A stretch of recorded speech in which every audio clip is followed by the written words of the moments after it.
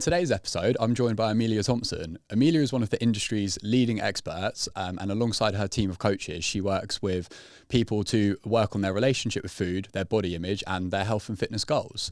She holds a PhD in exercise physiology. She's probably the person that has challenged my belief on coaching clients the most, especially females, coming from my previous more bodybuilding physique world, and I'm incredibly grateful for that from her. She has a course, EIQ Nutrition, which works to help practitioners work on kind of their evidence-based nutrition, but in a compassionate way.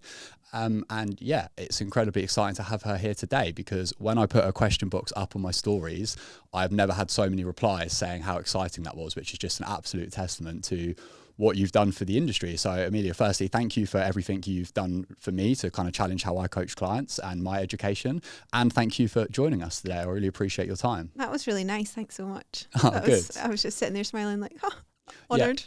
Oh, cool. Yeah, I remember when I met one of your friends in Phuket, and she said that she was friends with you, and I was just like, yeah, that's awesome. I think she's great. So thank you so much. I know that obviously you've got a busy weekend in London, so yeah, we really appreciate you taking the time out to be here. Of course. And also, thanks for being like open and challenged by my stuff and not just shutting it down, because definitely people that have come from the bodybuilding background, like obviously you have, I have, can be very kind of shut down when they hear some of my stuff, and to be open to it is great. And that's what, like, ideally that's what everyone is like, right, open to other ideas. So thanks for that. Well, no, thank you. Yeah, I feel like I figured out quite early on when I got PT qualified that I was like, this isn't really working for these people. Like, why are my 30, 40-year-old female clients not eating chicken and rice, following the meal plan, getting results? Yeah, weird that, in hindsight. So yeah, it turns out 18-year-old me wasn't a very good coach.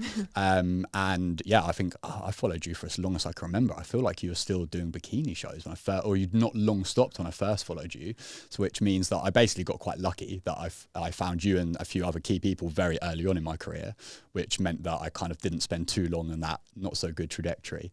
So yeah, a little bit of luck involved in that, really. Yeah, I finished competing in 2017. So yeah, that would have been how many years ago was that? 5 years ago? Yeah, 5 years ago. So yeah, it would have been, either that year or the year before. I've been coaching 9 years now. So yeah, okay. I was very early on. So yeah, a long time. Lucky you, you're blessed. I would agree with that statement, especially since you're coming here. So really, I feel like obviously you've had a kind of an interesting route into the industry yourself. You've done a lot of amazing things. You're ranked, came second in the UK in the end, didn't you, in bikini? Yeah, but I would like to stipulate that I came second in one federation, and I don't like to blow my own trumpet too much. There are about 4 federations, and at the time I was second in Britain for my class, of which there were quite a few classes in that federation. But yeah, I did come second in Britain. Yeah, it's always great to kind of frame that. But yeah, I mean, talk to me a little bit about the origin story, if that's okay, Emilia. I mean, how did you get into the industry? How did you get into competing? And I know that shaped where you are now. So talk to me a little bit about that, if that's okay. Sure. So my background is, I'm going to try and be chronological with this, which sometimes I struggle with because I'm not good at math. But I used to have disordered eating habits from like 15, 16-ish. I struggled with binge eating, that kind of classic binge restrict cycle of like a 90s kid. Or am I an 80s kid or a 90s kid if I was born in 86? You know, that generation. In between. Millennials, right? Yeah. I very much subscribed to diet culture. I loved Kate Moss. She was like plastered all over my living room, like genuinely had framed Vogue covers of Kate Moss. Subscribed to, nothing tastes as good as skinny feels.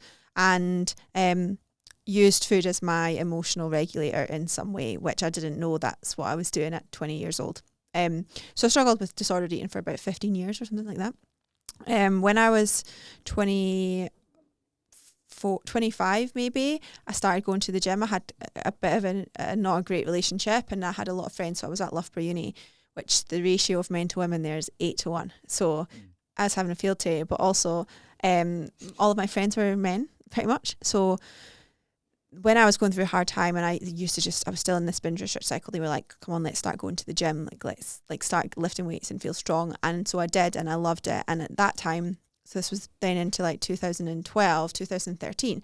If a woman went to the gym and started lifting weights, then someone would always be like, oh, when are you going to compete? When are you going to compete? And at that time, I was like, I didn't even know what competing was. So a guy in the gym showed me a couple of these bikini athletes, and I was like, oh, they're amazing. They don't have that much muscle. Like, they just look glamorous. And little did I know they had shed tons of muscle. They were just extremely lean, and it wasn't glamorous at all. But I found I kind of fell into competing, and what that did was gave me a bit of a shiny cover to my disordered eating. So it was like, you can be in a binge restrict cycle, but as long as you lose weight for your show and you get a trophy, and then you rebound properly, reverse properly and come back in, it's fine. It doesn't matter if it's disordered because you're winning trophies. So I did that for 4 years. And at the same time as that, I was studying. So I did my PhD. I got a master's in sport nutrition, PhD in physiology, and then I went on to lecture at Manchester Metropolitan Uni as a sport nutrition lecturer. So loved my job. And I had all of the knowledge, but whilst I was teaching and stuff, I still found myself like binge restricting throughout my competing life. And I was like, why have I've got a PhD in this area? I teach this stuff every day. Why am I still struggling with binge restrict? Like I'm happy in my body. Everything seems like it's fine. What the hell's going on? And so at that point, I decided to like document my own journey. So I started writing blogs, and I thought, I'm going to look into the research. I've got the capacity to read research. I've got access to everything that I could possibly want through my work. I'm just going to find everything that I can. And so that's where I kind of delved into the research around binge eating and extreme diets and what that does to your psychology and your physiology. And I started talking about it, and I said, I remember a blog I wrote that I was like, I'm going to start eating with chopsticks because this will help me be more mindful. And that was like 2016 or something like that. Nobody in fitness was talking about mindful eating. Nobody was talking about relationships with food. Nobody was talking about struggling with their own relationship with food. So when I was saying, oh, I've just eaten 10 Pop-Tarts in a row, people were like, oh, this happened to me too. But, all under the radar. I didn't know binge eating disorder was even an eating disorder back in the day. So yeah, I kind of came through all of that, finished competing. And by that point, I kind of had a good grasp on these are all the things that contribute to a good relationship with food. And I did all of that stuff. And really, it wasn't until I was about 31 that I really came through it all. So 15, 16 years later, where I've kind of found a more like peaceful place. And that's kind of how I started working with people that I do now. Just it was quite organic, I think, just from talking about my own stuff and the research that I found. Yeah. No, thank you for sharing that. I mean, that must have been tough to kind of let go of that maybe identity, maybe attached to like bikini, being lean. How did you manage that? Like, what was the turning point, if there was kind of one specific moment where you were like, okay, there's a problem here. I've identified there's a problem. Like, how did you realize that? A good question. I always had, I don't know if you had this, but I always identified as being like trying to be as thin as I could. So I'd found my identity in my body way before bodybuilding. I was always the fit one. I used to run, I did a marathon one time, and I cling to that forever. It's one more than me. Never again. Yes. But I did do it. Like I was always the fit person, the quote unquote fit person. So I always found my identity in that. And it wasn't until I went through a horrible relationship, I kind of broke up with that. We broke up. I went to California for 3 months and really delved into mindfulness and meditation. Spent a lot of time on my own and hiked a lot. And this sounds really privileged, and I recognise that it is, right? But I went to meditation classes like every single day. And one day I just realised I was reading like a Brene Brown book because, she is my idol. And she talked about numbing, and she said, like we often use these coping mechanisms to numb our feelings. And logically, of course, now I think, how could I not have known that? It's everything that I do. But at the time, I'd never thought about my relationship with food in that way of, oh, you're just numbing things. And I sat and I journaled a lot, and I realised the origins of my binge eating from when I was a teenager, and I just had a big breakdown. And I remember crying to the friend that we have in common, actually, when I was in California, and I was voice noting her, and I said, I've just realised I've been doing this all along. And she was like, that makes perfect sense. And honestly, from that week, things started to change and started to improve just from the awareness of it. And then obviously after that, like, it's not a smooth sailing kind of road after you have that realization. Healing is not linear, but it definitely changed from that point, I think. So I think awareness is the trigger point. So I imagine if someone's listening to this, they're probably obviously already on that first step of maybe being aware that there's something to do with their relationship with food they'd like to improve.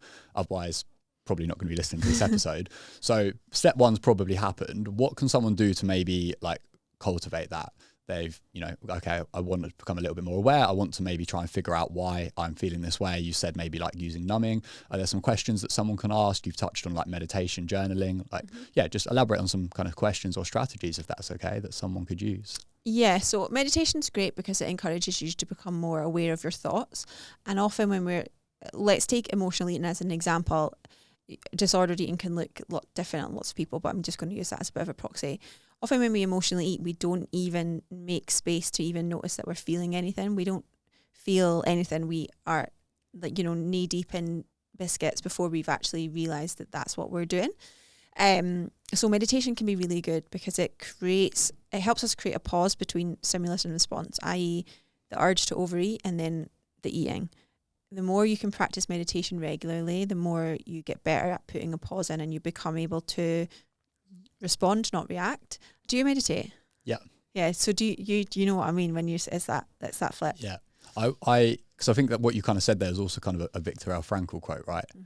From A Man's Search to Meaning. And I feel like meditation was always one of those things that I lived in Thailand for years. Everyone was doing, and I was like, I don't need that. And then I read A Man's Search for Meaning, and you read that quote, and I was like, I should probably meditate. So yeah.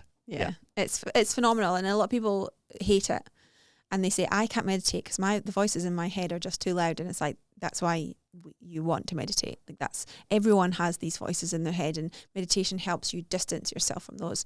The one thing I would say is if you have a trauma, capital T trauma in your background, or small t, right? If you have trauma in your background, or you have ADHD, or maybe neurodivergent in some way, it can be a little bit more challenging, and there are other ways to practice mindfulness.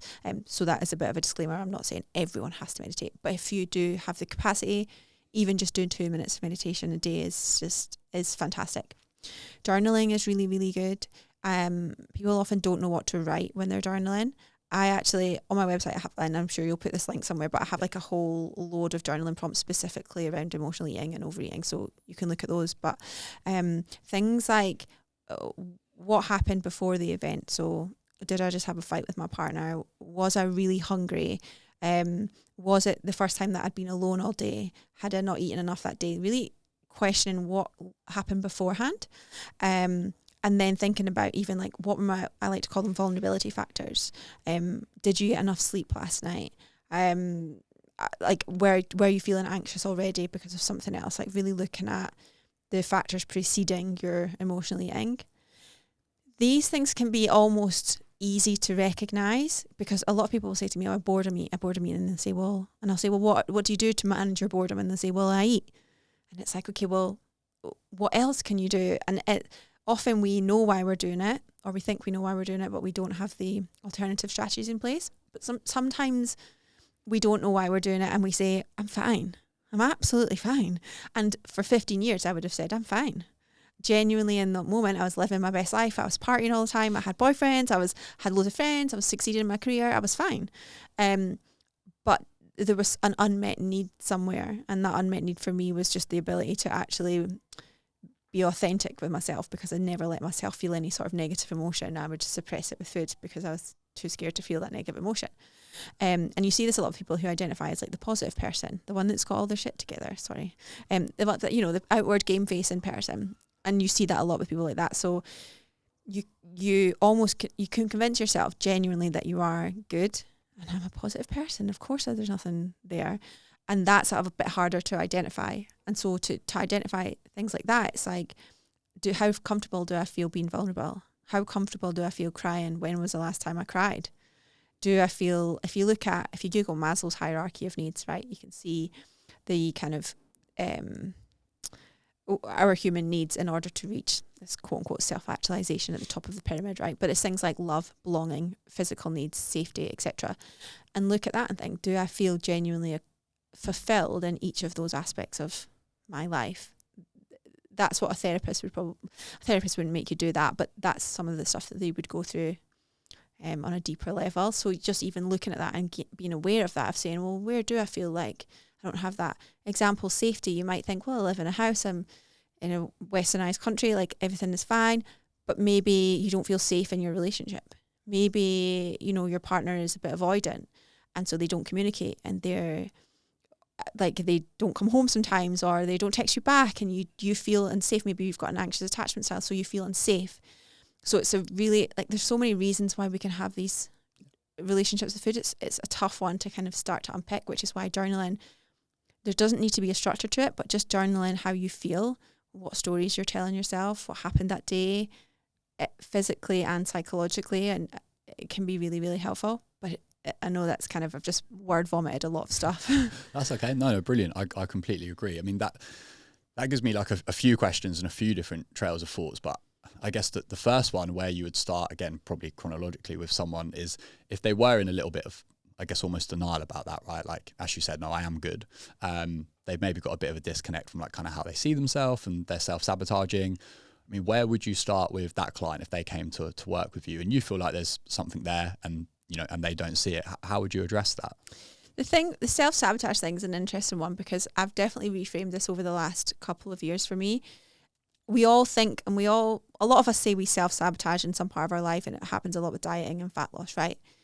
I like to think of it more like self-protection, like what these reasons that we're overeating for a reason, and we're quote unquote sabotaging on our diet for a reason. And the important thing is looking at why that might be. So on a surface level, if it was a client, I'd say, you know, like, why do you think this has not worked for you in the past? What are the reasons that you felt like you've overeaten in the past? Why do you feel like you haven't maintained things in the past? Like, those types of questions are really, really important. But then if it's overeating and that kind of self-sabotage on fat loss, I would say, like, well, what benefit is that bringing to you? And say, it's not a benefit. I hate it. It's like, there's the benefit to that. And the compassionate way of looking at this, and that's what we want to do, right, is say, okay, well, it's totally human to overeat, like we all overeat, but really looking at, okay, well, if we can figure out what purpose that's serving, then we can meet that need somewhere else. And sometimes it's like a fear of success or a fear of failure, right? A lot of people will say, well, when I've lost this weight, then I'll start dating, or I'll go for this job, or I'll wear a bikini, and whatever it may be. And actually, when we get closer to that, that's actually a really scary thing, because we don't want to do those things, and it's terrifying. So what we'll do is we'll sabotage ourselves and come back so that we won't ever have to get there, right? So there's like that fear. But other times it could be like, maybe you've overeaten on and off since you were 16, and actually overeating for you when you were 16 was your way of giving yourself comfort when you couldn't get comfort from people around you. And so as you start to give that up, you're like, there's a part of you inside that's like, no, like, I need that comfort. That's important to me. And although, yes, it's technically still a choice, you have these kind of habit loops in your brain that genuinely are soothing to you. They help regulate you, and they have done for 15, 20, 30, 40 years. And so you have to make space to say, like, okay, there's a therapeutic technique called internal family systems, which, have you heard of it before? Actually, I haven't, no. It's incredible. There's a really good book called No Bad Parts that kind of touches on this. And obviously it's a therapeutic technique, so I don't use it specifically, but it's the idea of noticing these parts of yourself and treating them with openness, and saying, like, almost open up and being like, I hear you. I know that you want to be soothed. I know you want to be comforted, but we don't need to do it like this anymore. We're adults. I'm going to comfort you in a different way, and I'm going to soothe you in a different way, rather than being like, I hate this part of me. Just shut up, and I'm just going to like try and starve it out, because that doesn't work. What you resist persists. So instead of pushing everything away, it's more about opening everything, like bringing everything in, which can be quite a scary thing. Yeah, it can. I remember when I heard you say, I think the exact words were, well, it's serving you somehow. And I just remember watching that on Instagram one evening, and just, you know, when you just feel like personally attacked. Yeah. And that made me question a lot of things. And it sounds so simple, but the idea that what you're doing, whilst negative on the surface, is actually serving you somehow. Otherwise you wouldn't be doing it. So just like you need a correct medical diagnosis to have the relevant treatment, you would need the correct diagnosis. So, okay, well, why are you doing this? Why is it serving you? To then address that. But as you just said, that is incredibly scary. So I've kind of got two questions on that. I mean, if you're, you know, a person listening that's trying to work through this by themselves, and that is scary and confrontational, how would you kind of go about that? And also, if you're a personal trainer, in particular a male personal trainer working with a female coach, how do you maybe create a safe space to facilitate those conversations, which can be quite uncomfortable, especially when there's maybe, you know, a bit of a gender difference? I think if you're trying to work through it yourself, like, that's where journaling is really helpful. And I would recommend reading a book like No Bad Parts. I think actually that's a really good place to start, probably for everyone. And again, I'm not saying anyone should be using these techniques on anyone that you're not, unless you're a therapist and you're qualified in IFS, right? But it's just to open your eyes to start to think about, oh, I wonder where that might have come from.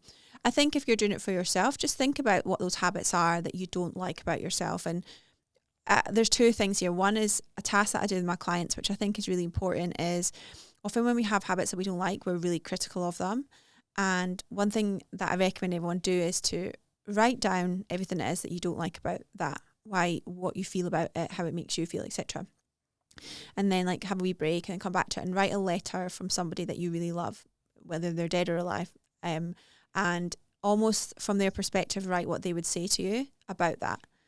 And then just sit with that, and it helps you realise that, one, you can speak to yourself kindly, that that person didn't say that, you said that, but two, that's what compassion looks like, and that's really important that we treat ourselves with that kind of respect. Often we think if we treat ourselves with compassion, we're going to let go of our goals, we're not going to try any harder, we're not going to achieve things, but we know from the research the opposite happens, and the more compassionate people tend to achieve more, and we can deal with things, we can deal with setbacks easier, and we can keep going and we can push ourselves harder. So that's the first thing, so that you're coming at it from a compassionate stance, I think. And then the next thing is, I think, journaling on it and saying, like, what benefits do I get from this? And it's kind of as simple as that, although it might not be easy to come up with it. Really think about, like, what am I trying to achieve with fat loss? What am I holding off until I achieve fat loss? What does my body when I'm smaller mean to me? What does my body when I'm bigger mean to me? Love that. I think sometimes we also say things like, with motivational interviewing, often we'll say, and like PTs kind of on a baseline level will get taught, like, what's the benefits of being in a smaller body? Like, what's the benefits? How do you want to feel when you get there? And it's like, that's important, right? But it's also saying, how does it feel to let go of, like, where you are? And sometimes we have to grieve, like, I'll have clients have to grieve their larger bodies, grieve their emotional eating, because especially with emotional eating, it's genuinely like a nice thing sometimes. Like, in the short term, it's not like we hate emotional eating all the time. We don't like it the next day. We don't like it when we're struggling with our fat loss, or if it's a consistent thing. But normal emotional eating, a bit of emotional eating, can genuinely bring us comfort. Because there's a whole world that validates that now, right? With your Instagram food porn hashtags. Yeah.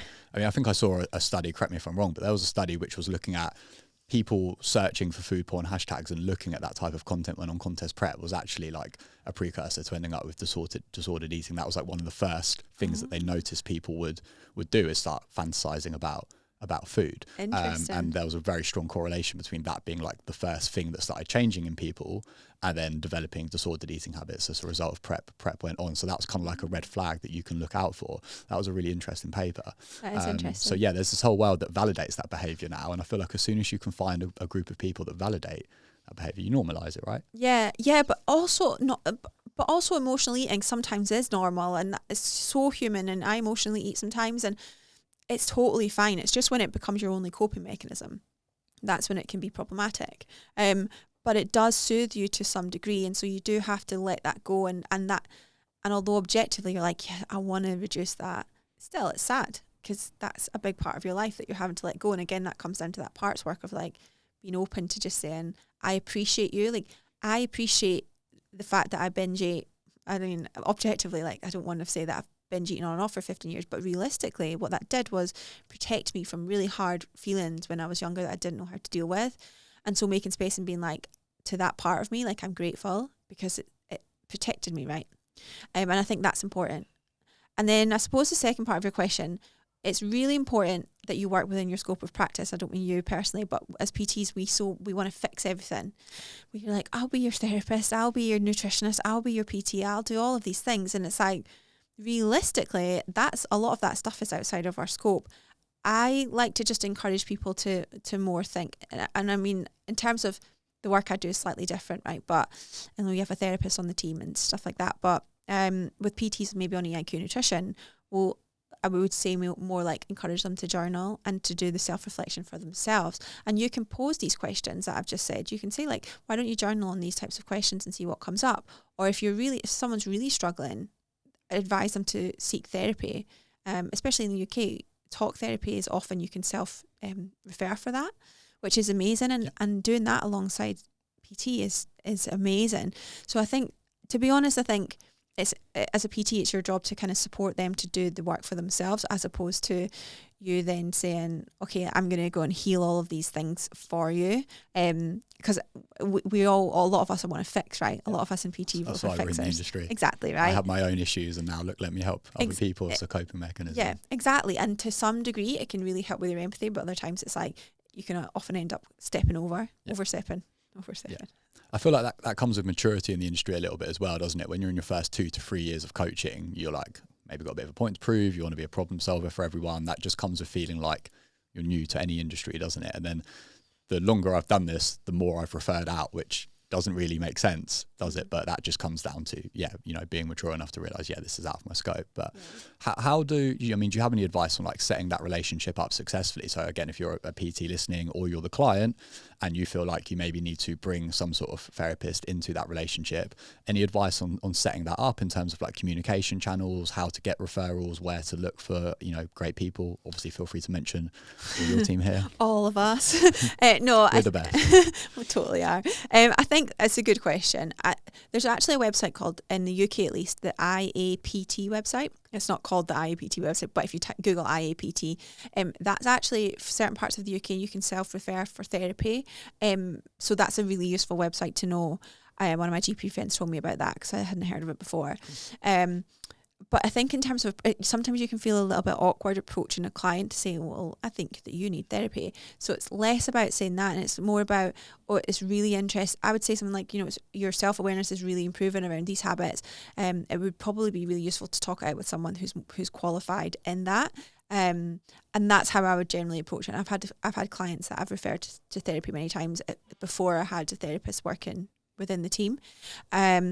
So just kind of framing it like that, and I think it's really important that you emphasize to your client that you're not sacking them, and you're not saying I can't work with you anymore. You're saying I really want to ensure that you get the best for your overall health. That's part of my job as a PT, but your mental health is beyond my scope of practice, other than supporting you to exercise and eat well, right? So framing it from that position of health is this flourishing model of like physical relationships, psychology, mental health, physical health, spiritual health, all of these things. And as a PT, we can only do so much. And so I think it's just framing it as like, I'm here to fully support your health, and this is what I'd recommend. And then I would always say, especially in the UK, the GP is your first port of call. Like GPs, I know that sometimes people give them a really bad rep because they are limited, obviously, on resources, and it's tough. But it's a shame because they are genuinely out to help us. Yeah, they're doing their best, aren't they? Yeah. So I would always say that. I don't know of a huge amount of actual specific therapists that work on relationship with food stuff. Genuinely, it's one of the reasons that all of my team are getting qualified, because I actually don't know. But usually talk therapy or CBT, if you're struggling with something like binge eating, regular binge eating, and you think it might be binge eating disorder, then your GP will refer you to somebody, and usually it will be CBT for that. Cool, awesome. No, great advice. I feel like with a lot of this, obviously if the client doesn't feel like they can communicate, or whether it's a client to their personal trainer or, just in general, then you don't know that the problem's there. So any advice on getting people to open up a little bit more? We're maybe not, talking about, obviously not going out of your scope, not being able to give advice back, but just facilitating a safe space to have that conversation. If you feel like, maybe I do want to feel like I can be a bit more open with my personal trainer, or vice versa, you're a personal trainer and you're thinking, I'd love my clients to be a bit more open with me, I feel like they're holding some stuff back. Any advice on creating more of a kind of a safe space and facilitating better communication? Yeah, there's a couple of things. I think one of the most important things is that you as a PT are congruent, and what I mean by that is you are authentic, you know your values, you show up and you stand in your values. And I don't just mean in that 1 hour session.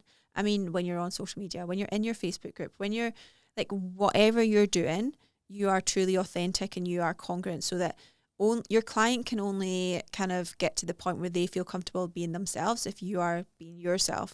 And that can be really hard as a PT, especially if you're struggling with your own stuff and you're showing up and you're like, I've got to put this game face on and I've got to be professional. And of course, to some degree, you can't show up at a PT session crying your eyes out because you've just been dumped, for sure.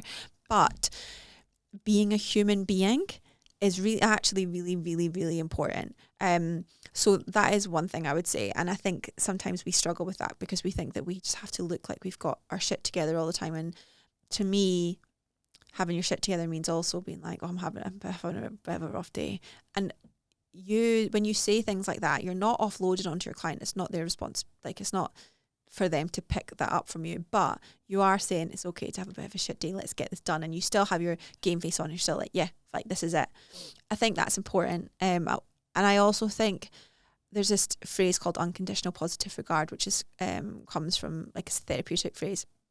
And it's this idea of just always giving your clients unconditional positive regard. So if they say, I've had a really rough week, you make space and you say, do you want to talk about it? So that they feel that they can, and you're not trying to fix it. You're not saying, okay, well, I think that you shouldn't text your boyfriend back, and I think that you should say this to your mother-in-law. You're not doing any of that. You're saying, I'm really sorry, that sounds really, really rough. And then once they've got it out, you say, right, okay, let's crack on with our session or whatever it is. So you're saying, I can hold space for this. I'm not trying to fix anything. That's what we're here to do. We're just here to hold space for what they want to say. And then when people do say stuff, like, again, just saying, I reckon I hear you, I see you, this is really rough. Or if they've had a bad week and they've been emotionally in or whatever it may be, you're saying, oh, do you know what, like, this totally happens. We're all human. I'm really, like, I love that you've come to me and told me this stuff, and celebrating those things rather than, like, it amazes me, and you'll obviously have seen these PTs that are shaming their clients on social media, or shaming their clients, like saying, well, you just don't have enough willpower to stop emotionally eating or whatever it is. And it's like, we could do a whole episode just on that. So I know, but I don't really talk about it anymore because I'm so bored of talking about it. But it makes me forget that it still exists. And then someone will send me something on social media and I think, oh, bloody hell, like that, people still do that. So just do the opposite of that. Like anything like shame-based, avoid it at all costs. No, that's brilliant. Is there any resources you'd recommend for personal trainers wanting to develop more of those kind of compassionate communication skills? EIQ Nutrition, great, of great course. Definitely that. There's a book called Motivational Interviewing in Nutrition. Yeah. Very good book. Have you read it? Yeah, I have. I read that many years ago. That was a Phil Learney recommendation. So yeah. Classic. So I would read that. I honestly think a lot of this stuff, I get asked these questions quite a lot around like food and nutrition and stuff like that. I think a lot of this stuff comes from reading books that are, or listening to people that are outside of food and nutrition. Like to me, Brene Brown changed my entire life, and it's quite cliche to say that now, but when I first read her book in 2018 in the UK, we didn't really know who she was particularly, right? So that was 5 years ago.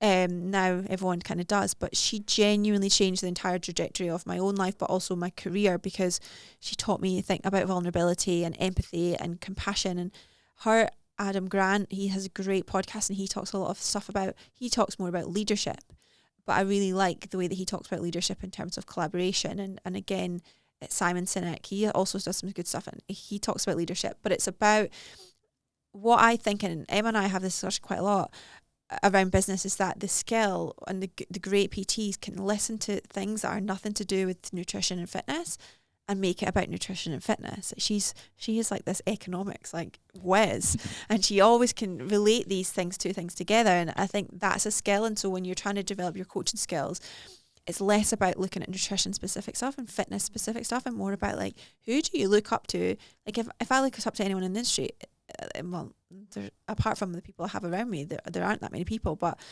in terms of outside the industry, it would be people like Brene Brown who lead with vulnerability and an open heart and have this magical way of creating mass space for people to be themselves.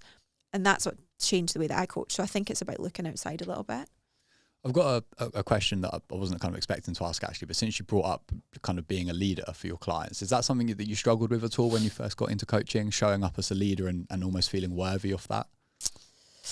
No. Yeah, I think so. I think, I never, do you know what? I didn't, in the sense of I never saw myself as a leader, probably until the last couple of years. I think before I was always very much like, this is a collaboration. And with person-centered coaching, there's no directive, right? So with person-centered coaching, like if anything, the client is the director and you are the follower.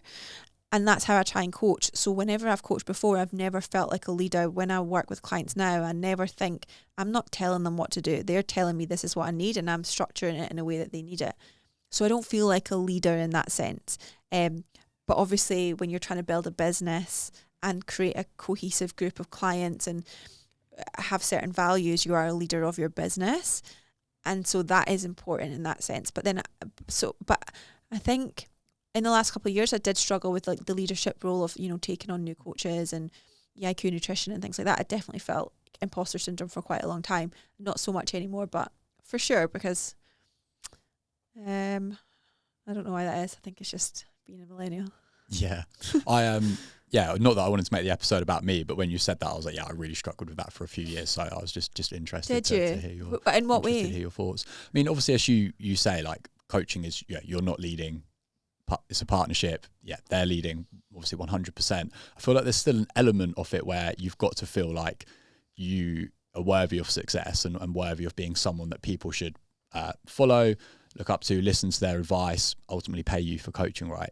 And the idea that my words kind of had weight was something I struggled with for a long time. People would come up to me and be like, do you remember when I bumped into you in this bar and you said this to me? And I'm just like, that was 4 years ago. And like, how do you remember that? And the idea that that was memorable for them and something would stick with them and be powerful is something I struggled with for a long time. I think just from a place of my own insecurity. Why would my words have weight? Why would someone listen to my advice or pay me for my time? And definitely got into a lot of habits around self-sabotaging business as a result of that. So interested. I was interested to hear your thoughts on that. Yeah, those comments, they go against your idea of what your self-worth is, right? So it feels very incongruent. Yeah, mine was low. Yeah, that's really interesting. Actually, weirdly, I spoke to another male coach who explained something very, very similar. I hear it less from female coaches, and I don't know why that is. Interesting. I don't know if it's, I think with imposter syndrome, all men and women feel it, and we all struggle with our self-worth to varying degrees, right? So I don't think it's gender specific, but in terms of the coaching conversation, I've definitely heard that from male coaches, but less so women. So I don't know why that would be. Yeah. I mean, I can't speak on behalf of any other male coaches, but I feel like it's probably semi-natural within reason, right? In your first few years of doing anything, but yeah, identifying that it's a problem and admitting there's a problem, which was uncomfortable in itself, was definitely important, and it helped me grow exponentially. I kind of doubled my weekly PT sessions within the space of a handful of months, just from kind of realizing that. So, but anyway, that's going to be less relevant for people listening. Something you mentioned earlier, Emilia, was around like grieving. And I kind of love you to elaborate on that a little bit, if that's okay. When you said about you would get clients to grieve their size, their relationship with food issues. Did you mean that in terms of like that they are kind of letting that person go and changing to become someone new, or what did you mean by that? Great question also. I think, what did I mean? I just mean trying to let something go, whatever that may be, the identity that you had as somebody in a larger body, because I try and encourage everyone to let go of their identity as this egoic thing anyway, and focus on like who you are as a person. That's never going to change. Your body can change, but realistically, you are still you. But you might have to grieve the safety that being in a larger body you feel brought to you. I did a podcast last night with somebody who said she's in a slightly larger body than she used to be, and she said, I much prefer it because I get less male attention now and I don't want it, and I feel safer in my body now. And the reason that she had mentioned that was because one of the reasons we know that girls develop disordered eating habits, one potential reason is because as they hit puberty, it feels unsafe. So sometimes we restrict our food to keep ourselves small because it feels safer, or we overeat because it feels safer. And so when we're in our 30s, 40s, 50s, 60s, we haven't maybe recognised that yet, to then say, I'm going to completely remove this, what feels like your safety mechanism for your life that you've had for the last 40 years. That's terrifying. And it's sad, because it's like, okay, well, what's next? And so it's not like saying, right, you are going to cry and go through the 5 steps of grief, which even if they're actually legit, like, it's not about saying that. It's just about saying, okay, well, can you journal on this? Can you make space for what you're giving up here? And that's as simple as it kind of needs to be, but it might be like, sometimes when people go through the binge eating, like process of removing binge eating, it can be quite a heavy thing initially, because it's like we grieve the life that we've had, and we grieve the time that we've wasted on food preoccupation. We grieve the time, like the thoughts that we've had and all of that stuff. And it's sad because we think that was my life and that's what I chose to do with those parts of my life. That's really hard to accept. So it's just about again, not sitting there saying, I'm so pissed off at myself for spending 15 years of my life binge eating. Like, what an idiot. It's about saying, oh, I'm sad that I did that, but now I'm making the change to move forward. So it's just about making space for allowing whatever feelings do come up and not expecting yourself to just be instantly happy because you've stopped emotionally eating. Like, that doesn't happen. It doesn't ever happen. You can be proud of yourself, and a year down the line you'll still be really proud of yourself, but you're not going to wake up one day and just be like, it's just going to all go away. Yeah, because I think that's the biggest thing I've took from you, is you can't start to make meaningful, healthy change until it's coming from a place of compassion. You know, you can't hate your way into these changes. And that's something that no one ever really teaches you how to look for in a consultation, do they? You know, your client's telling you whatever they're telling you about their goals, and then maybe you learn a little bit more as a coach and you start learning to ask why and listen more and ask more leading questions. But you never learn to look out for kind of red flags in what they're saying about if it's coming from a not healthy place, if it's coming from a place of hatred or not loving their body. So yeah, I mean, touch on that a little bit if that's okay. Like, how can you as a coach maybe help identify if a client is coming at it from a place of compassion? Great question, because most people, when you start working with someone, they're probably not coming at it from a place of compassion. They're probably coming at it from a place of, I hate my legs, I hate my body, my husband says that I've gained weight, my wife says I've gained weight, whatever, you know, that's usually where people are coming at it from. And I think it's important not to invalidate that, because it's totally okay, obviously, to say if you don't like having fat around your midsection, you don't like having fat around your midsection. There's no emotion attached to that. It's just about saying, that's fine, that's your preference, that's fine. We don't want to invalidate that. But I think it's a process of just kind of initially catching your self-talk or your client's talk when they do check-ins or when you're talking to yourself. One of the things I ask some of my clients to do is to count for one day in the week how many times that they talk critically to themselves, and they keep a tally of it, and then they'll report back to me the next week. And then what we'll do is, it doesn't really matter what the number is. Sometimes it's enough for them to say, my God, I was called myself names 45 times in one day. No wonder I feel rubbish. And sometimes that's enough. But sometimes then we'll also have to do some work of saying, okay, well, you spoke to yourself like rubbish 45 times today. One day this week you're going to count again, and your limit is 30 times. And after 30 times, you're not that's it. You're not allowed to do it. And the benefit of that is realizing that you are not your thoughts. You are the listener of your thoughts. And if you can recognize that you don't have to fall into the stories that you're telling yourself, you can then recognize that you can just stop them. And I'm not saying it's as easy as saying, oh, there's a thought in my head, I'm just not going to entertain it. This is why meditation can be so great, to help you distance yourself from those. But if you are somebody who has a lot of negative self-talk, recognizing that you're not those thoughts, recognizing that you can choose not to fall into that, go down into that downward spiral and ruminate on that thought, is really, really powerful. And we'll sometimes do that with body checking too. Count how many times in a day you body check, look in the mirror, take your scale weight, pinch your skin, things like that. And then again, it's like, well, no wonder I don't feel good in my body, because I'm touching it, or I'm weighing myself, or I'm wearing uncomfortable clothes this many times in the day. So that can be really, really helpful.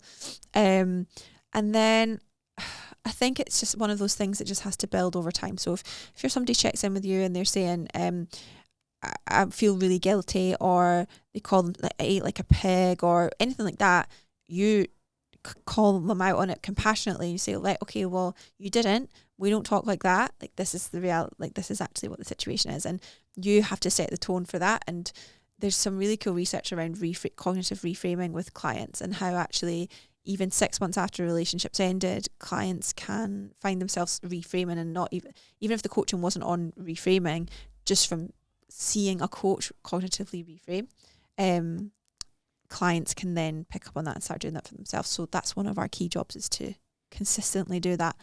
And then I'm trying to think what else. It's quite a tough one, because I think it's really like you set the bar.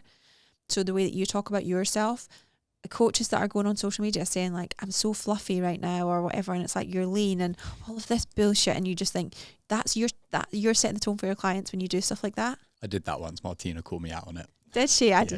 She commented on one of my posts, being like, "You're not fluffy. Stop that shit." I was like, "Cheers, Martina." I've done it once, I'm sure. Yeah. We live and learn. Yeah, exactly. Right. Yeah, not perfect. Far from perfect. Yeah.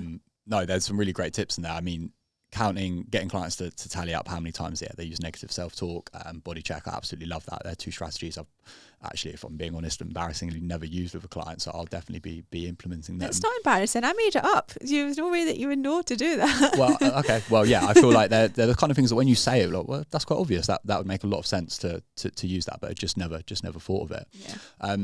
You've probably heard the story. I heard this on a podcast a while back. It was a bit of a business context, but they were telling this story about how there was, I believe the guy was American, and he was sent out to fix, I think it was like a transport train. It was a freezer transport train for like frozen goods.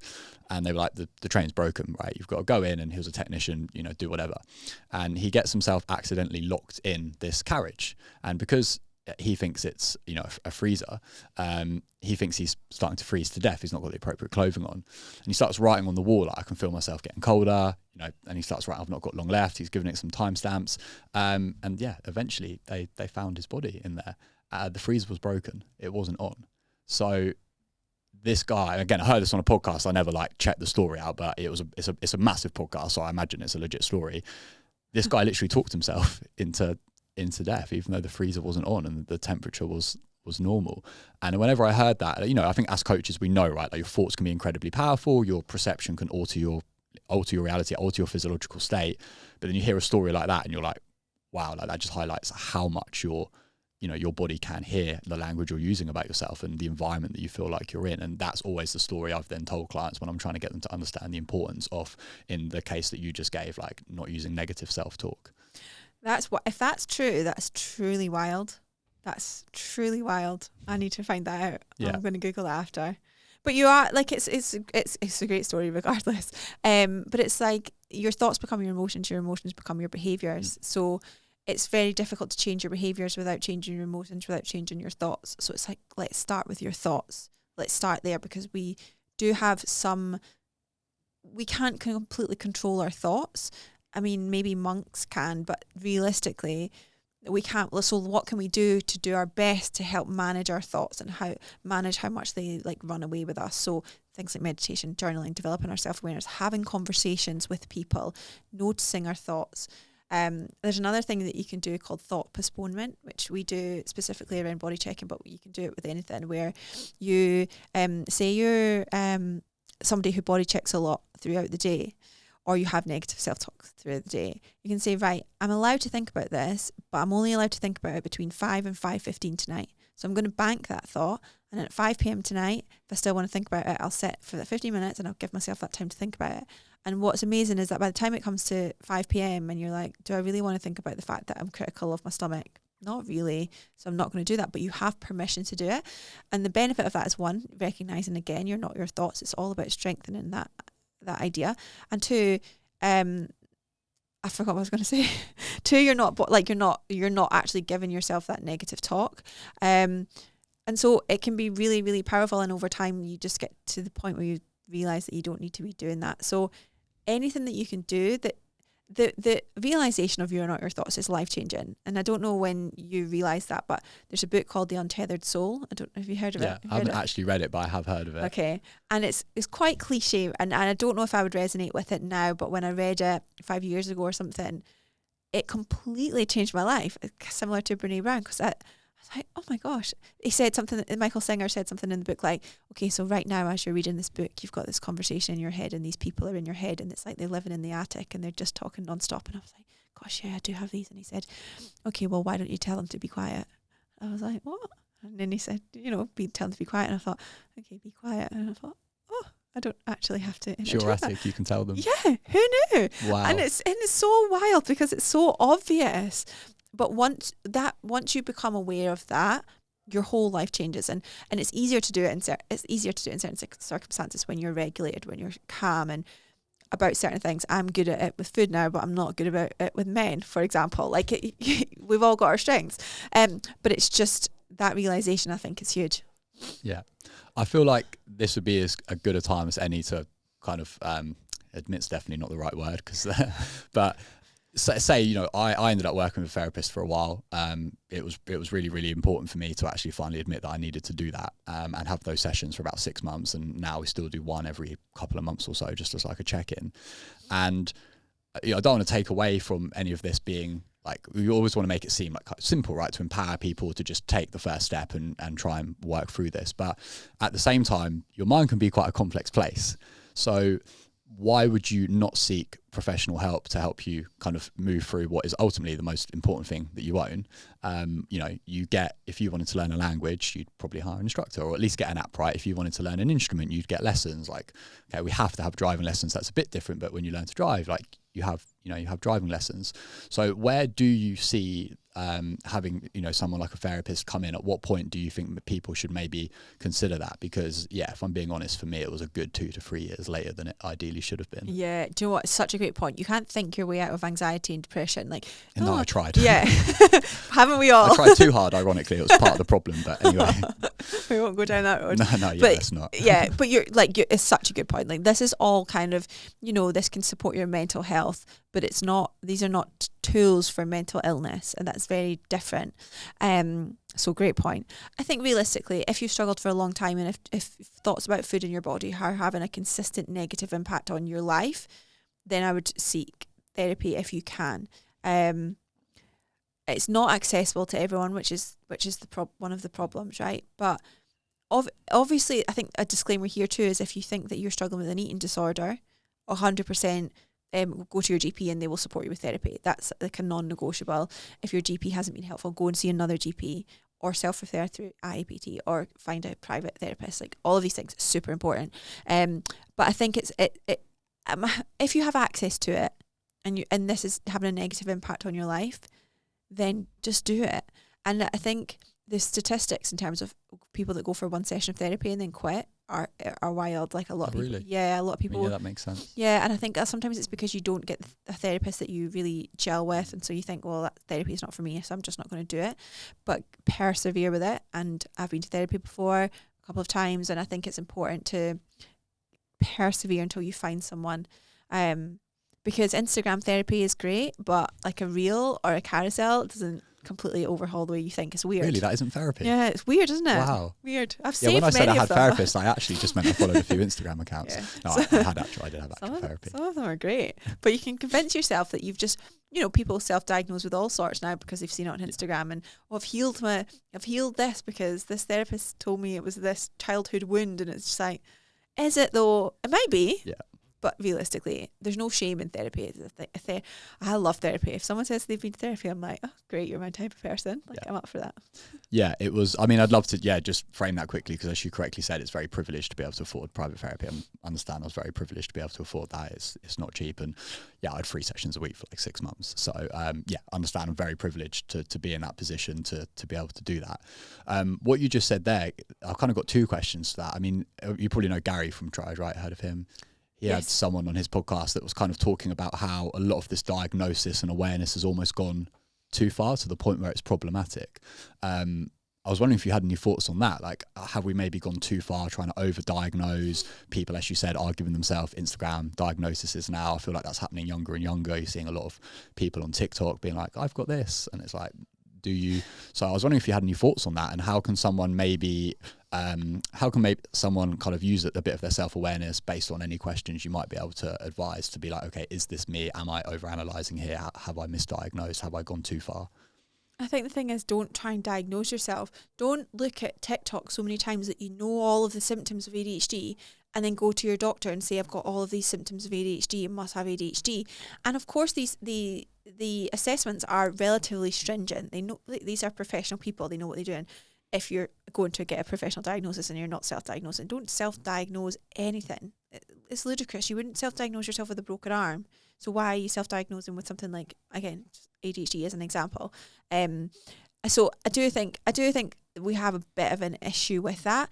Do I think it was needed? Potentially. It's kind of similar to the anti-diet movement. I think we've got an issue within the anti-diet movement of people shaming people who want to drop body fat and saying diets fail all the time. That's a problem. But do I think anti-diet was required to push back against diet culture? 100%. And so maybe we needed this pushback so that people did feel more comfortable talking about mental health and mental illness. But then the thing is too is we're still talking about mental health and like almost like socially acceptable neurodivergence and things like that. We're still not normalizing things that are severe mental illness. So it's like, yeah, we're getting better, but realistically, we're only getting better on like the glamorous stuff and the stuff that people feel comfortable talking about. The harder stuff is still we're still not there yet. I think the problem sometimes with it is that we just become very self-obsessed. So it's like, oh, I don't have a bad relationship with food anymore, but I'm so obsessed with self-awareness. Like, that's my new preoccupation. It's like, the idea is that you go and live your life now, you're not preoccupied by food. Not you go and find a new obsession to focus on, and it can become quite disconnecting, because we then become judgmental of other people. Like, what, you've not been to therapy? What, you don't follow this therapist on Instagram? Like, you don't have self-awareness. And it's like, some people don't want self-awareness. Some people are happy living their lives. And so I do think it can become, you just constantly are finding a new thing that happened. Oh yeah, I've just seen this post on Instagram. That must have been what happened to me when I was 19. And I don't know, I had an argument with my uncle at Christmas dinner. And it's like, is it though? Or are you just finding new things to pathologise? And we do this in fitness all the time. We pathologise periods. We pathologise menopause. All of these things that require some consideration, but don't require like this wild amount of like coverage and discussion, because it's just like we then treat ourselves like victims, and it's like, we're not victims of these things. Yeah. No, that's a really interesting perspective, and I think that's so important whenever we're having these conversations about topics which have maybe been underserved but can often swing the other way. One thing you've mentioned a couple of times is like when you're giving analogies is this happened to me when I was 14, 19. How do you see generational trauma kind of fitting into this? Any recommendations on the kind of resources people could look into in terms of like, okay, I feel like maybe some of my issues with my body image or my relationship with food maybe stem from my childhood, my parents. Is that something you see with clients often? For sure. And there's tons of research around it, like even basic things like, you know, kids who are forced to finish their food and finish their plates and then begin to associate fullness with a clear plate rather than their internal cues, and they go on to have more disrupted relationships with food when they're older. Things like that. We know that that's true. We know that we can interject these values of, if you're okay, let's flip on a side. If your mum always complimented your dad on being muscular as a young boy, you might think, okay, well, to be loved, I need to be more muscular. And obviously that can be on the other way around too. And so we can certainly interject these values. If we grow up seeing like our dad never eating carbohydrates, then we start to think, okay, well, grown men don't eat carbohydrates. So we do definitely pick these things up. I think the important thing is not blaming anybody for this. Our parents and their parents, like, we're learning, every generation learns something new. Our parents didn't have access to the internet when we were babies. Well, and I was a baby anyway. Like, it's not. Why would they know not to force us to finish our vegetables at the dinner table? That seems a very logical thing to do. And I think sometimes we say, well, I'm a victim of diet culture. I'm a victim of this situation of like, my parents made me finish my dinner table and I see all this stuff. And it's like, yes, to some degree, like that did happen, and I'm sorry that happened. But also, you're now an adult with autonomy. You can recognise this happened, let's work on this together and move through that. So I honestly don't have any specific resources for this side of things, because the stuff I know is from research and from working with parents and working with, again, people with parents, which is obviously everyone. I think it's just about awareness, and have the discussion. Like, I have the discussion with my mum regularly about, she'll say something like, oh, I shouldn't have had this, and I'll say, well, why shouldn't you have that? And she's like, oh, I don't know, that's a good question. Little things like that, I just think, why not have these conversations? And I've got nieces now, and I'll have these conversations with their mum, because one of them is 3 and they're going through all these things, and she's amazing. She's a therapist, so she's amazing at all of this stuff. And I'm like, oh, that's interesting that you're having that conversation. And I think it's more about just opening up conversations and realising for herself, like the food guilt one is a classic example. I remember once my dad made me put my dinner leftover food in an envelope and put it in the post box to post it to the kids that couldn't afford to eat. It's ludicrous, of course. So then we grow up and we feel guilty when we food waste, but it's about reframing this of saying, well, it's a waste for you to eat things if you're not hungry. Can you compost it instead? And it's just reframing these narratives and recognising that everyone was doing the best from where they can, but when you know better, do better, I think. Yeah, that's the big one, isn't it? Is it finishing your plate being a waste? And yeah, I think most PTs are aware of that. Most PTs use that with their clients. So there is a book, I don't know if you've heard of it, called It Didn't Start With You. Yes. I've not actually read it, so I can't personally vouch, but there's a handful of my clients who have, and liked it, and they're also the ones that were talking quite a lot about their parents when these things came up in conversation. So may or may not be a good book. It's one that's on my list to read. I think I have it on my Audible, but I don't think I think I maybe read the first chapter and then didn't get around to the rest. Yeah, I mean, I'll make sure I read it before this comes out, and if it's any good, we'll stick it in the show notes. But yeah, no, that was awesome. Thank you very much. The not being a victim thing is obviously is so important, and yeah, I absolutely love that answer.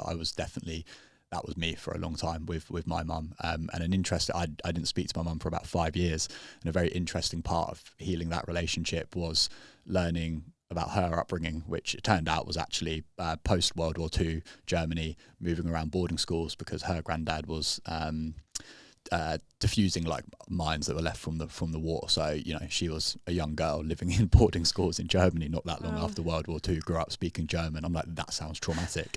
Wow. I now understand. So yeah, it comes back to conversations, doesn't it? Because then you can empathize and ultimately move forwards. Yeah, I like the idea of everyone is doing their best they can from where they are, and that can be quite hard. And people debate me on this quite a lot because they'll be like, well, what about murderers and everything else, and I'll say, well, that's what they know, and I don't think that it excuses any sort of behaviour, but I do believe that with the tools that we've got given, we're trying to do our best, and if someone's not doing their best, there's a reason that they're not doing their best, and I just think that's the compassionate way of thinking. And I also think even if that's not true, isn't that just a nicer headspace to live in? Yeah.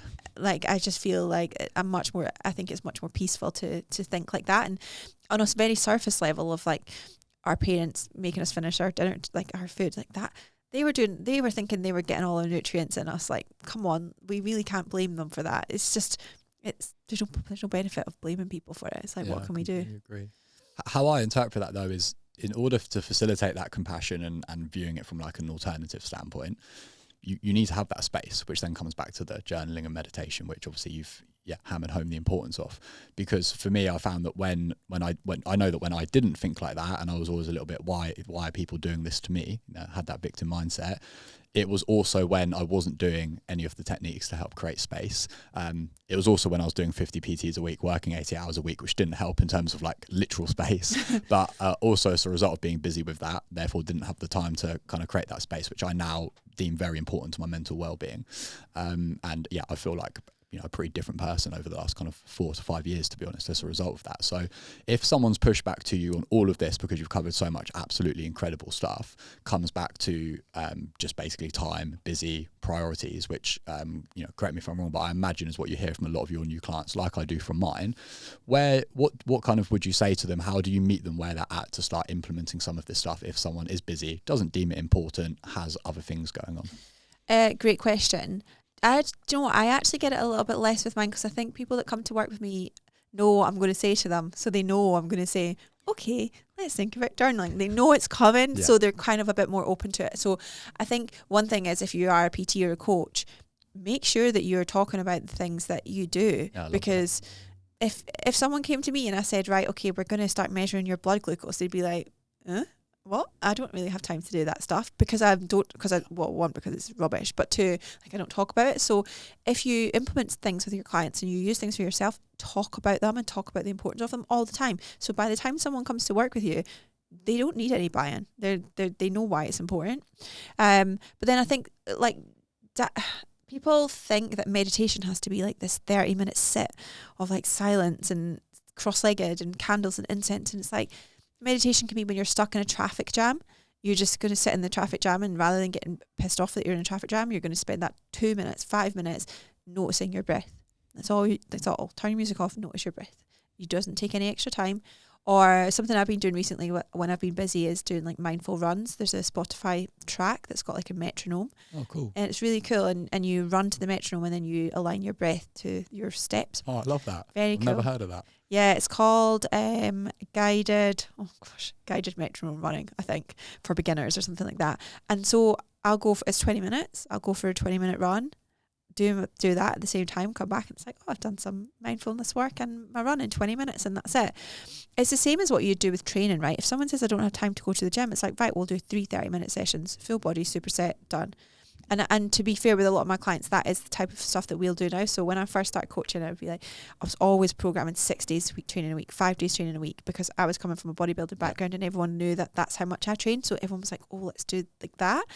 And now most of my clients they'll range between 3 and 5 days, but a lot of them will do 3 days because they do 10 minutes of yoga 2 days a week. And then they'll also do meditation and journaling. And these things do take time. But when you're looking at health is, again, like coming back to what I was saying earlier, health is not just going to the gym. It's like about how can I maximize the benefit in the least amount of time. And things like if you've got kids, can you do gratitude at dinner table? So, let's all eat mindfully together. How does your tummy feel? What kind of flavors can you taste? What textures do you feel in your mouth? What does it smell like? What are you grateful for today?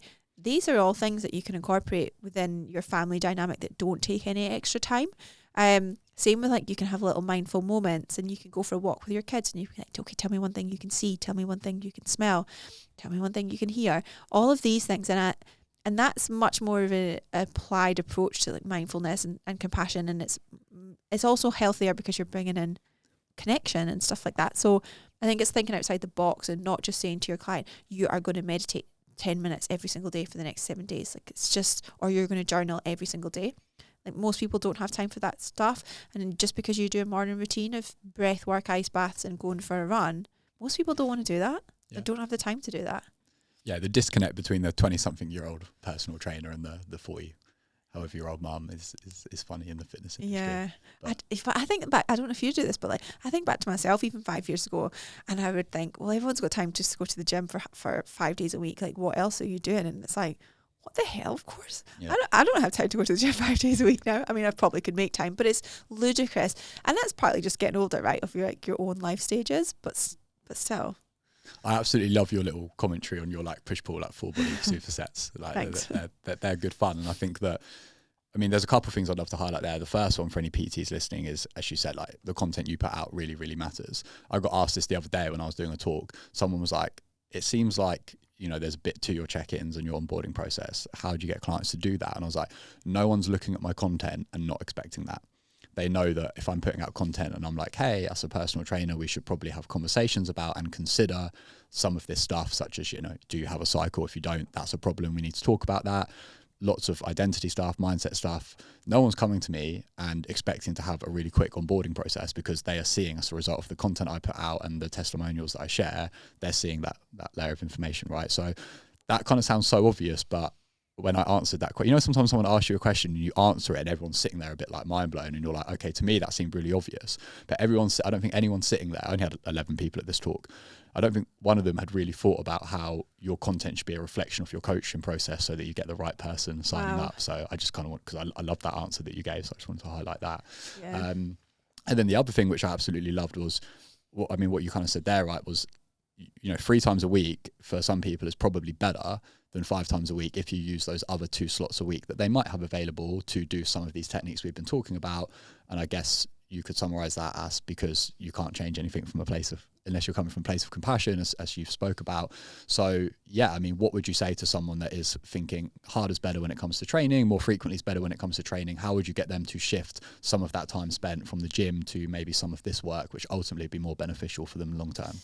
Great question. And I think sometimes it can be really hard, especially if it's all you've known, like being critical, doing more cardio, being in the gym more times. Like it's hard to shift from that. And I think it's... Sounds like contest prep, doesn't it? So yeah, we've definitely been there, right? Yeah. So I think it's about just being quite flexible and patient with yourself and with your clients about it.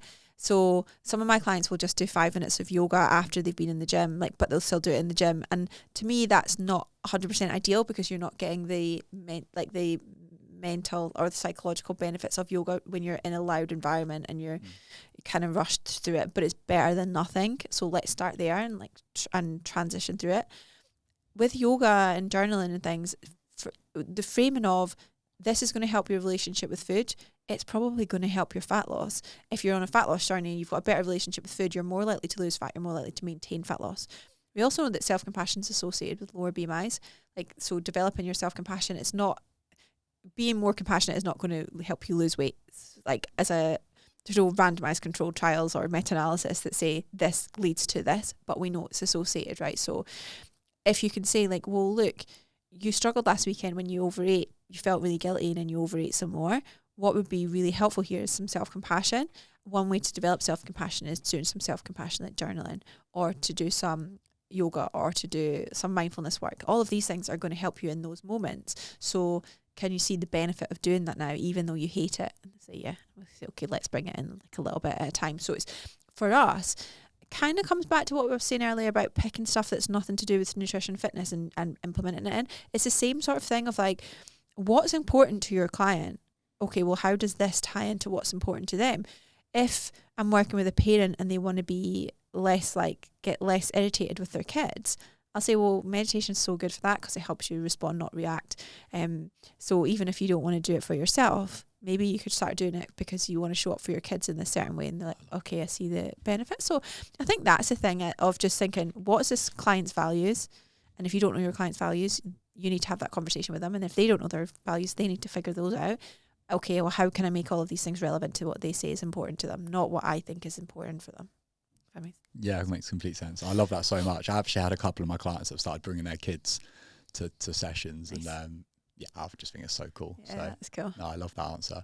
I've got kind of one more question for you, if that's okay, Emilia. And I know that this in itself could be a whole episode. So I'm very conscious of your time. You know, a shortish answer would be absolutely fine. But for anyone that's maybe struggling to understand how they can work on compassion, self-love, body image, but simultaneously also achieve weight loss, any advice that you would give to that person that feels like that's a bit of a contradiction? They're not sure how to achieve both. They maybe feel guilty for wanting to lose a bit of body fat or have body composition goals because of maybe this swing that we're seeing in the industry towards body acceptance. Yeah, good question. I think one of the signs of emotional maturity is being able to hold space for two opposing things. And so holding space for the fact that sometimes diets fail, sometimes diets are bad, but also sometimes diets are good, important. Holding space for, okay, I don't necessarily love everything about the way that I look, but I can still love my body for what it allows. Really important. I think it's a false dichotomy to say you can't be compassionate and kind to yourself and lose weight, or you can't love yourself and lose weight. Often, especially if you're somebody maybe who's benefiting from healthful habits, maybe you're in a larger body, fat loss might be helpful for you. Fat loss is actually potentially a really loving thing that you can do, provided that you're doing it in a healthful way. That is actually a really potentially loving and respectful things that you're doing for yourself. If you're in a quote unquote healthy BMI range and you've already got healthy habits and you're trying to lose body fat, it's not necessarily, to be totally frank, it's not the most loving thing you can do to diet when you're already in a healthy body. It's not. However, what is loving is saying, what's important to me is to be in a leaner body, and it's a loving thing to act in line with your own goals and your own purpose and your own values. Not martyr yourself or not let other people rule what you do. So is the physical act of dieting when you're healthy a self-love act? Not really. It's not. And that's maybe changed a little bit from my answer maybe in the past. But is it loving to do what's right for you? For sure it is. So maybe just frame it like that, I think. Yeah, brilliant. No, two truths can coexist in that instance, can't they? As long as you're coming at it from a healthy place with self-awareness. So yeah, no, I love that. And that's really refreshing to hear, you know, weight loss can be healthy. It can be actually a good thing to do that yeah, it's something sometimes people should aim for. So yeah, and anyone that says diets don't work all the time or diets are always bad for you, just unfollow them because they're talking nonsense. Like, there's some really good accounts out there that talk about like body shaming and diet culture, and they're so good, and then they come out with like 95% of diets failed, no one should ever diet, and then it's like you've just ruined it for everyone because you've just lost all nuance and you've just tainted it with this really dichotomous like black or white language. So when you see that stuff, just know that that's not right. Black and white around this stuff is never right. Yeah, no, I obviously completely agree. That's why we work in the personal training industry, of course. So, thank you so much for sharing all of that. That was thought-provoking. I'm going to go away and question a few things about myself and my coaching, which I feel incredibly grateful for to have had that conversation with you. So thank you so much, and very excited to get this out there. I'd love to finish up just by knowing a little bit more about where obviously everyone can find out your services, what you're up to coming up, if your coaches have availability, and yeah, anything else that you'd like to share. Sure. So thanks for having me. The best thing is Instagram for me, Emilia Thompson PhD. And if you're a PT, EIQ_nutrition. We actually have level up events as well. We run 2 events a year, myself and Emma Story Gordon, and they're just the best. It's like PTs and coaches all come together to learn from experts, and obviously myself and Emma. And they're fantastic. They're in April, and then there'll be another one later in the year. My website is emilia.fitness, so I have a lot of stuff on there too. I've got loads of free resources on there too, on the education page on my website, so you can get lots of stuff there. Yeah, you do. There is loads. I didn't actually quite realise how many you actually had on there until I looked whenever we put the episode in. So yeah, there's a lot of resources on there. So for anyone listening that maybe thinks that was a lot of great information, how do I start working through it? There's loads on the website. So check that out. We'll obviously make sure that all of that goes in the show notes. So Emilia, thank you so much for being here. Enjoy your talk tomorrow, and I will speak with you soon. Thank you so much.